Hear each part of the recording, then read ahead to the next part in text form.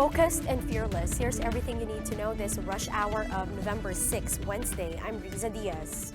We kick off today's rush with Vice President Leni Robredo being offered a new cabinet position as co-handler of the government's ongoing drug war.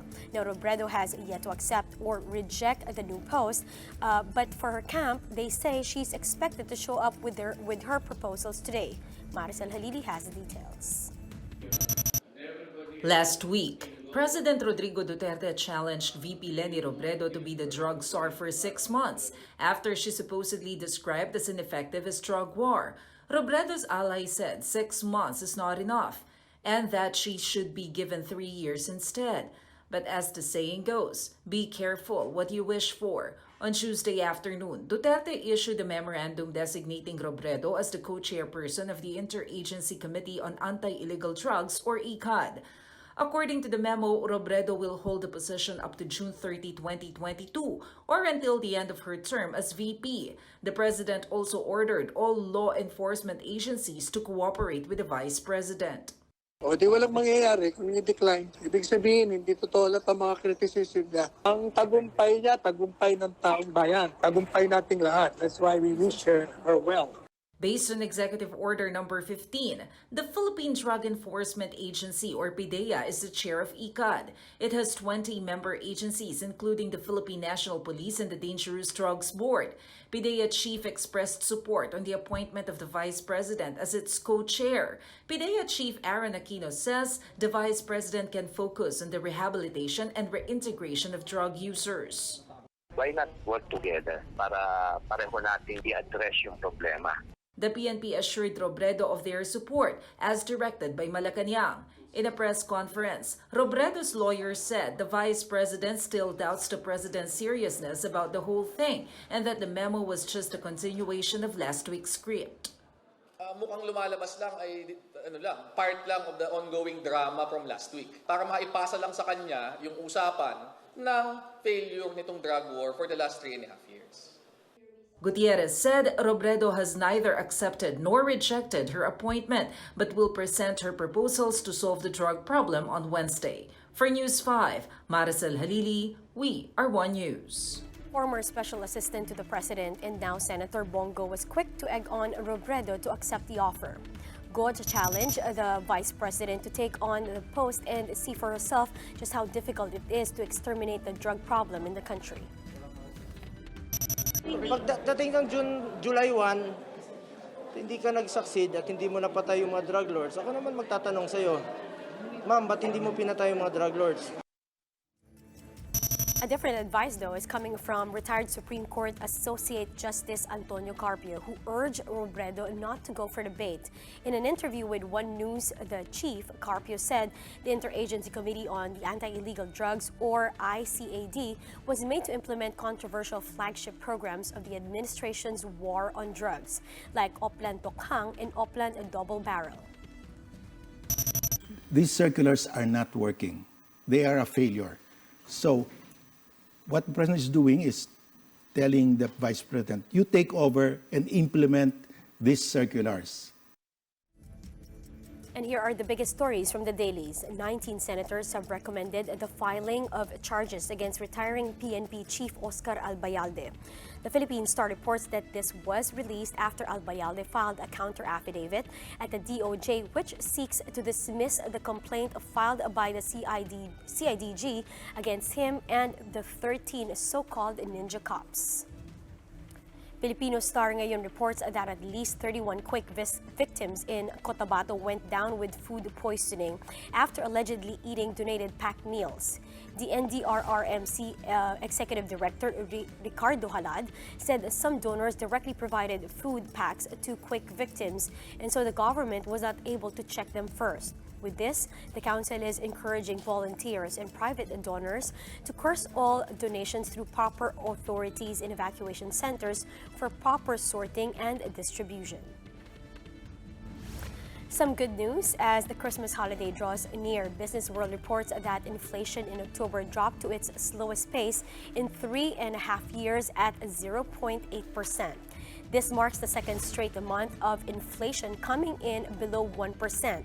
Now, the slower rate of price increase in October was attributed mainly to declines in food and transport prices. The Filipino captain of the Greek-owned oil tanker Green Aura is now being commended by his display of bravery and courage facing Chinese warships. But he hopes the Philippine government will back him up in his choice to assert his rights to pass near Scarborough Shoal. Marian Enriquez has the story. Like a hero's welcome, the Batangas City Council commended Captain Noli Ebora for standing up against the Chinese Coast Guards that harassed them on September 30 near Scarborough Shoal. Nagkataon lang na siguro, nakipagpalitan ako para bang naging emosyon ako. Kasi bilang Pilipino, bugso ng damdamin yun. O kung ano man yung paniniwala nyo o kung mali man yun o ano, nasa sa inyo na yun. Pero yun ang naramdaman ko nung panahon yun. The Greek-owned oil tanker Green Aura was transiting from Thailand to China when they detected 5 Chinese vessels. The tanker received a call from what claimed to be a Chinese naval warship, ordering the tanker to change its course. But Ebora asserted their right to pass near Scarborough Shoal, saying they were not violating any laws. As a master mariner, may karapatan ako sa safety ng aking barko. Walang question dapat sila doon. Ebora also said his company should not suffer for his actions. Wala pong kinalaman yung kumpanya ko, yung PTC, Philippine Transmarine Carriers Incorporated, yung pong Liberian flag na Green Aura na under ng owned ng Greek company. Malacanang also distanced itself from the incident, with presidential spokesperson Salvador Panelos saying it is not a concern as the ship Ebora manned had a Liberian flag. But Ebora has this message for the government and his fellow countrymen. Para sa mahal na ating pamahalaan, kung ano man po yung pinanindigan ko noon, sana po ay suportahan ako o kaya ipagpatuloy. For News 5, Marian Enriquez, we are One News. The Health Department has confirmed the 4th case of polio in the country. The DOH says the case was recorded in Mindanao, although no further details were given. Just last week, the 3rd polio case involving a 4-year-old girl was reported in Maguindanao. The department says the next round of polio vaccination scheduled between November 25 and December 8 will cover the whole Mindanao. The DOH reminds everyone that polio is best prevented through vaccinations. It also encourages parents to take advantage of the immunization drive. The government's strong push for the construction of the Kaliwa Dam dumagats fear losing their only source of livelihood. And Shaila Francisco has more details. As early as 2 in the morning, residents of Barangay Daraitan in Tanay Rizal are already up.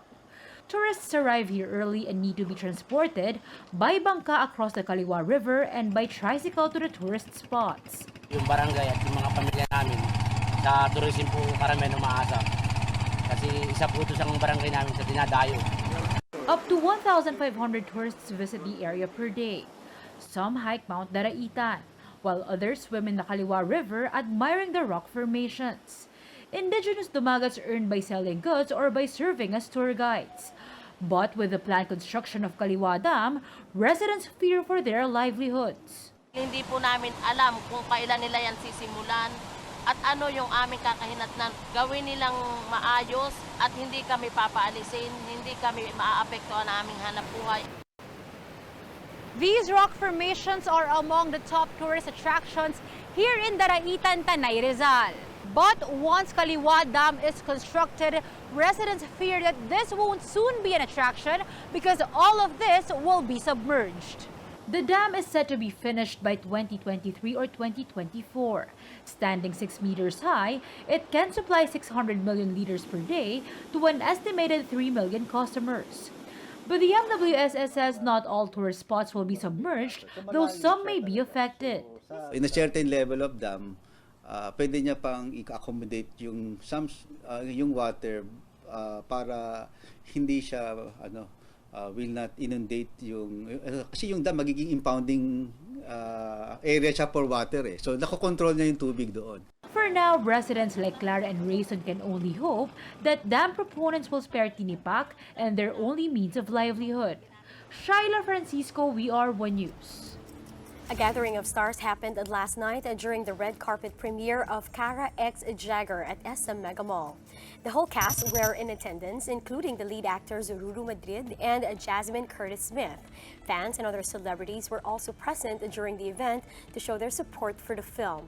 And the movie did not disappoint as the audience rated it with a two thumbs up. So don't miss out. The Signal TV and APT Films Kara X Jagger will be on theaters nationwide starting today. The long wait is now over for Makati residents as the city's annual lights show at the Ayala Triangle is finally open. 7 huge Christmas trees that looked like guardian angels was the highlight of this year's Festival of Lights, which will run until January 12. Now, the event's stylist and designer Zena Spineda explained that they chose to feature cone-shaped Christmas trees this year to pay homage to Ayala's rich history and to showcase local craftsmanship. There was a photo we saw like of the 60s of Ayala Avenue, mga 1960s yung photo na yon. And they had, the lampposts were lined with cone-shaped trees at that time. So that was one of our inspiration. The second inspiration was the Spanish abanicos. So we merged both concepts, so that, and thus we have the angels with the wings looking like the Spanish fans. This year, we highlighted the patterns of the suliya on the angel cones or on the angel dress. And that's how the day is shaping up to be. Join us again next time for another round of Rush. I'm Riza Diaz. We are One News.